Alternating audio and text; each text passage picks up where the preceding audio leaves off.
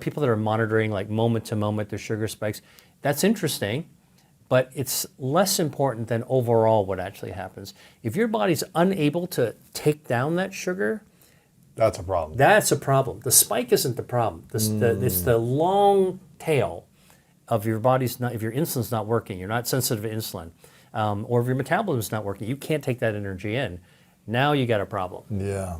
How do we maximize our metabolism to take in the sugar spikes of life?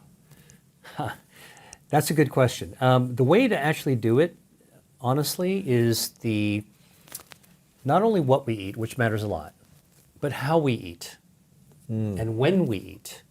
So you know that, okay, let me give you the analogy, and this will actually get a little bit into the topic of intermittent fasting, which we'll talk a lot about. I like to explain metabolism in a very, very simple way. Our body is just like a car. When you're driving your car, you got an engine. You check out the fuel tank. When the fuel tank is running low, pull over to the filling station, take out the nozzle, fill up the tank. All right, when the tank is full, click, nozzle stops putting gas in, put it back, get back in the car and drive off. And your gas tank is full. Our body's the same way. Our body's an engine, it runs, okay? And when we're low on fuel, all right, and fuel for us comes from our food, what we got to do is pull over to the dinner table or to the restaurant or to the refrigerator in order to load up on fuel. Now, our fuel comes from food, and we call it calories. But I tell people, don't get fixated on the word calories.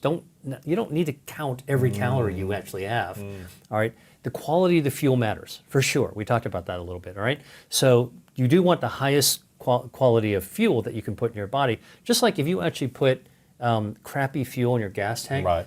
your car's going to run, Yeah. but eventually, over 10 years, 5 years, 10 years, you're going to be screwing that engine. All right, your car's not going to run as well as if you took care of it. That's kind of like the analogy for our body.